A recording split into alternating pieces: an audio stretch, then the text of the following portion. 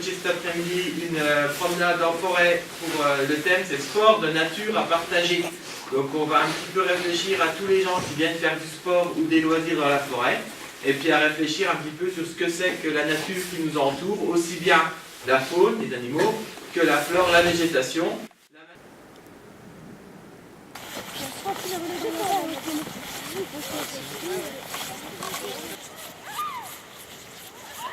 L'eau, elle gèle autour de l'eau.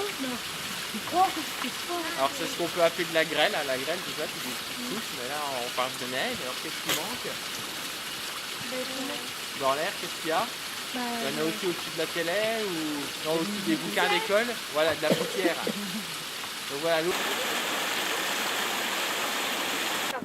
Alors est-ce qu'on voit que de la forêt en face? Bah non, on voit de la roche.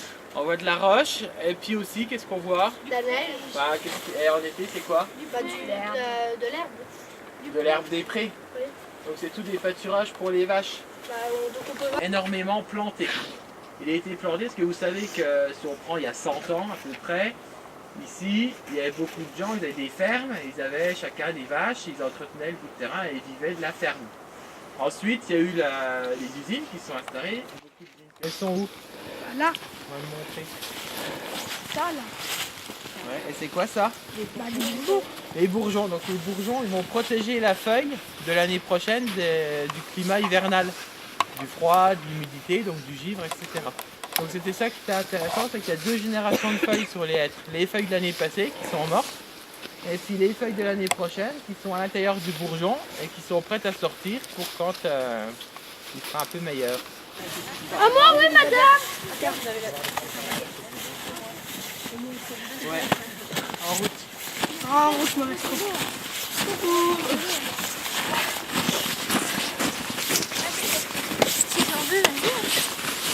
Là on attend ici, tous les petits skis de fond. Sans tomber, hein. Important, donc là on vient de voir comment on mettait un ski de fond. Et quelle est la différence avec le ski alpin au niveau de la fixation? Oui. Voilà. En ski nordique, vous avez le talon libre. D'accord? Donc on peut soulever le pied. Alors qu'en ski alpin, le talon il est bloqué. Le pied il est bloqué.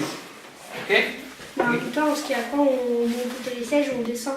Donc ça sert un peu à rien d'avoir des pieds qui lèvent. Ouais, c'est qui sont un peu moins hauts. Quoi d'autre sur les côtés là? Qu'est-ce qu'on trouve sur les skis alpins sur les côtés là?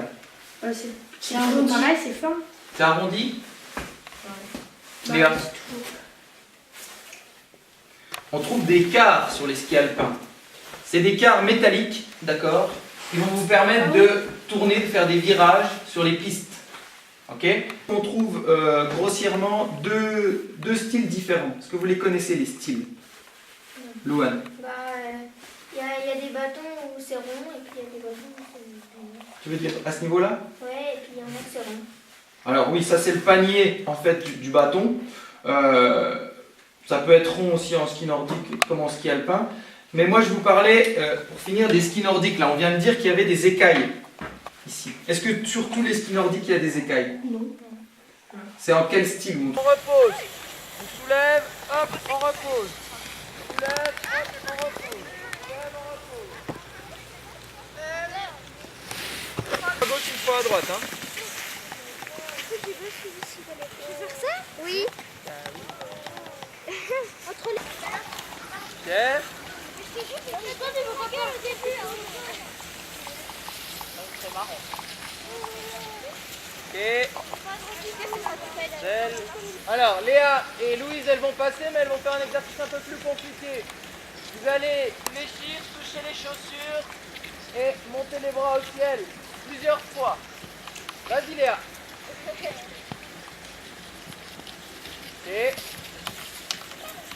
Voilà. Allez, on y va. Allez, préparez-vous. Faites inverser ça 2. Ok. Ah, c'est bien.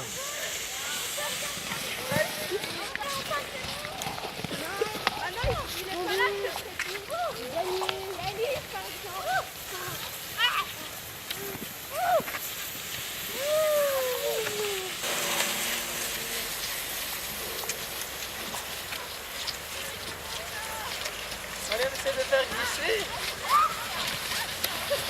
avec les bâtons, en posant le bâton à côté de la touche.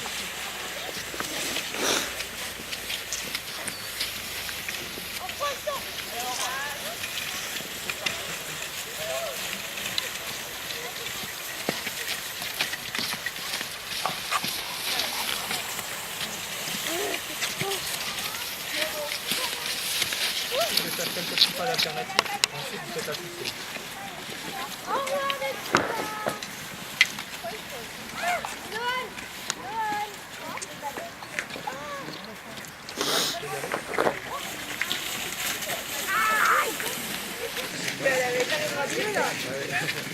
On va vous remontrer. On refait Charles pour leur remontrer.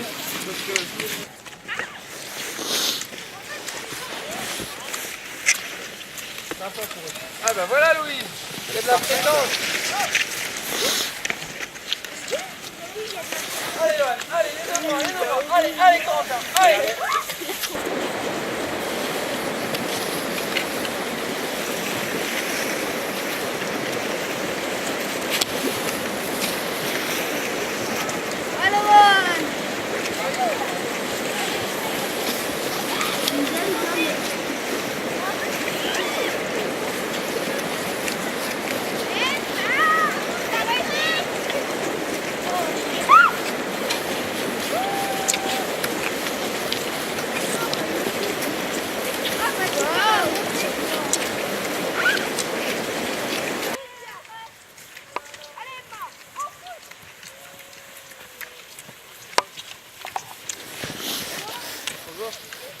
Salut Jean-Mi.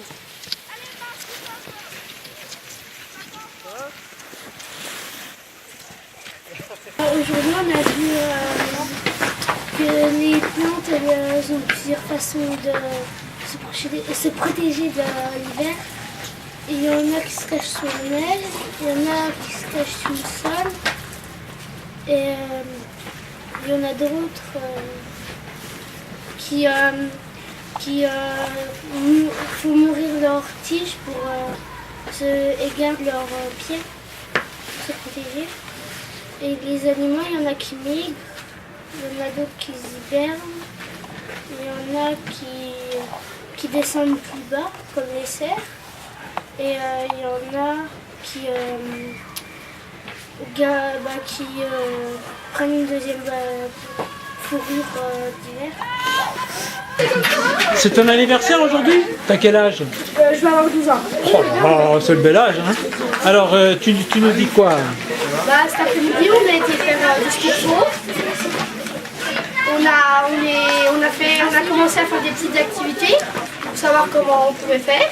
Après, on a fait une petite balade. On est revenu, on a fait un relais. On a bien rigolé. Dans la course, fallait faire un tour. Fallait qu'on parte chacun de notre côté, qu'on fasse un tour. Après, il fallait remonter, passer le relais à une autre personne. Donc le premier, on a gagné. Et le deuxième, il fallait faire dans l'autre sens en faisant des slaloms. Et puis après, il fallait remonter de l'autre côté. Et dans le deuxième, c'est notre équipe qui a gagné. Donc comme ça, Mais au final, nous sommes vainqueurs parce que en combinant le résultat des deux courses, à la première course, ils étaient vers le milieu de la une montée. superbe après-midi. On a bien rigolé. J'étais seulement à 1 mètre. Parfait. Donc en parallèle d'une sortie ski. Vous verrez un petit peu le déroulé de la journée, donc on va couper les effectifs de la classe en deux. Et les professeurs vous présenteront tout ça plus précisément. Et Pierre Mangin qui est notre accompagnateur en montagne. Bonjour à tous, donc moi je vais avec vous tous les gens qui font de la raquette. Je suis des ce matin et cet après-midi. Voir un petit peu en forêt, la flore, la faune, les animaux, etc. Tout le milieu hivernal. Donc l'idée c'est un peu de développer l'aspect sportif, donc par le biais de la raquette, par le biais du ski, mais également d'avoir des notions d'éducation à l'environnement, de connaître un peu toutes les différentes problématiques qu'on peut rencontrer sur le secteur. Donc dans le milieu forestier, bien connaître les animaux, connaître les traces des animaux, connaître les tourbières, les milieux forestiers, les différents acteurs de la forêt. Et également donc, apprendre à bien skier, à bien faire la raquette. On compte sur vous donc par rapport à tout ça pour être bien attentif et puis poser des questions, vous intéresser aussi. Hein, je sais qu'il y en a qui aiment beaucoup la nature, donc il faut solliciter les personnes ressources que vous avez aujourd'hui pour essayer de comprendre des choses et puis vous intéresser. Au niveau du ski nordique, là, est-ce que tout le monde en a déjà fait en école primaire? Sans gants, que vous avez des chaussures adaptées, hein, j'ai pas vu de basket, je crois que tout le monde a au moins des bottes de neige ou des chaussures hautes, d'accord? T'as que celle-là, Victoria, ou t'en as d'autres? C'est des hautes, c'est hein? Puisque là, il y a de la neige, vous allez brasser un petit peu de neige, donc si vous avez des chaussures qui ne sont pas adaptées, t'en as d'autres, Élise? D'accord, on a déjà fait? Oui. Non. Non, bah, on va voir tout ça, vous inquiétez pas, ça va bien se passer. Donc le sport, cette activité-là quoi s'intéresse aujourd'hui, c'est la raquette. Ensuite, il y a nature. Alors la nature, on entend tout ce qui est la flore, la végétation. Alors, les fleurs, on n'en verra pas, parce que c'est l'hiver. On verra des arbres, des arbustes, des choses comme ça. Et puis tout ce qui vit dans la forêt, les animaux. Donc là, malgré la neige, on va essayer de voir quelques traces pour voir les animaux qui y vivent, comment ils font pour survivre en hiver, etc. Et puis ensuite, le dernier mot, il y a partager. Alors partager, ça veut dire comment les gens qui font du sport, ils vont s'accorder déjà entre eux, et puis comment ils vont essayer d'arranger le moins possible tous les animaux et d'impacter le moins possible toute la végétation. Vaste programme, hein. Donc on a tout ça à voir en 2 heures de temps. Avant ça, on va s'équiper, on va mettre les raquettes. Donc toi, tu as déjà des raquettes, c'est très bien, elles sont réglées à ta taille, c'est bon? Oui, Pour les autres, on va se regrouper autour de ma voiture là-bas et puis on va regarder un petit peu pour que chacun ait des raquettes à sa taille. Ok? En route. mais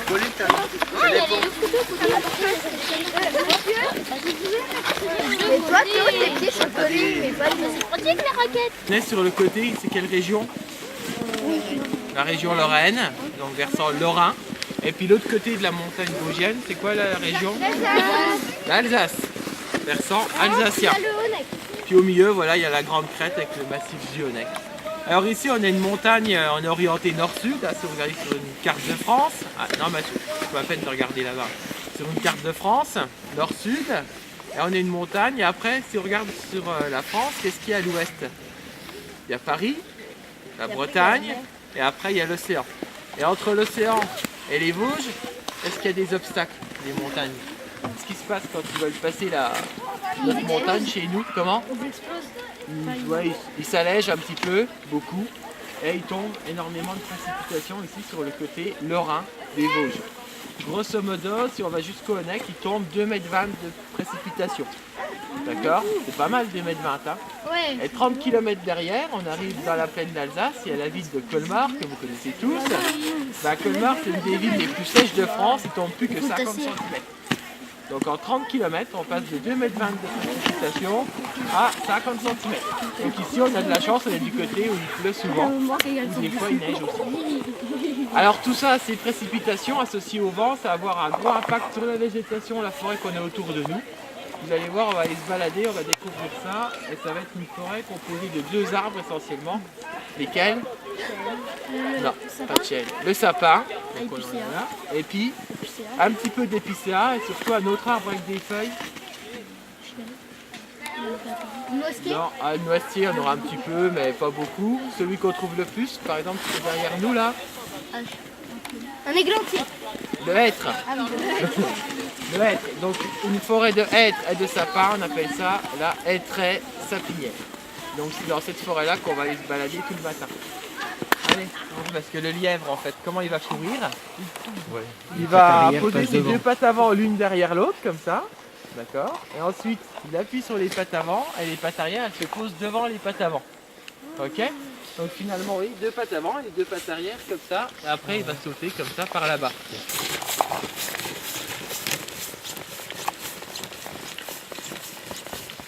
Effectivement, Les deux, ils ont des aiguilles. Les aiguilles, c'est un peu comme des feuilles, sauf qu'elles restent sur l'arbre tout l'hiver. Hein.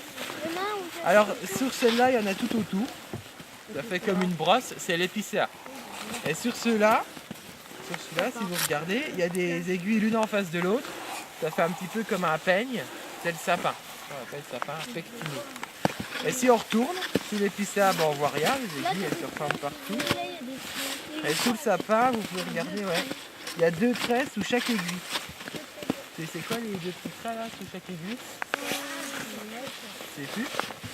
C'est les lutins qui font du ski sous les sapins. Les petits lutins, ils s'appellent les sauterets. Ils sont partout et ils skient uniquement sur les sapins. Comme vous faites, toi tu fais que des pistes rouges, j'imagine, ou noires. Là, lui, il fait que du sapin. Donc si tu vois les traces du lutin, c'est que c'est du sapin. Ok? Une autre technique pour reconnaître le sapin de l'épicéa, ça va être les cônes, vous savez, les fruits, les pommes de pin. Chez le sapin, elles pointent vers le ciel. Et chez l'épicéa, elles tombent vers le bas. Et chez le sapin, elles vont se décomposer quand elles sont encore sur l'arbre. Tandis que chez l'épicéa, elles vont tomber au sol. Donc quand on en ramasse par terre, souvent c'est de l'épicéa. Voilà. Très bien. Ça, on a bien marché, vous avez faim? Donc du coup, ça commence à manger, c'est un peu comme si tu mangeais un petit peu de sac d'aspirateur.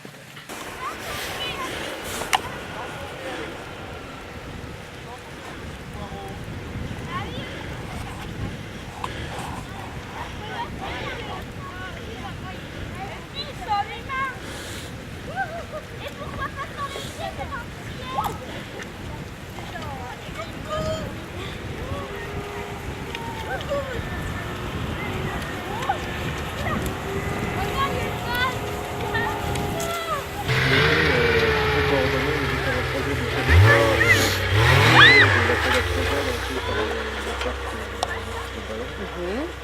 dont on a beaucoup d'expliquera tout à l'heure le cadre. Sachant qu'on a plusieurs projets, plusieurs animations qui auront lieu tout au long du premier semestre 2015, avec notre rapport lors de la semaine du paysage qui est prévu du 1er au 6 juin 2015. Avec un thème, tout ce qui est un espace multifonctionnel autour du sport, du loisir, de l'agriculture, de la nature.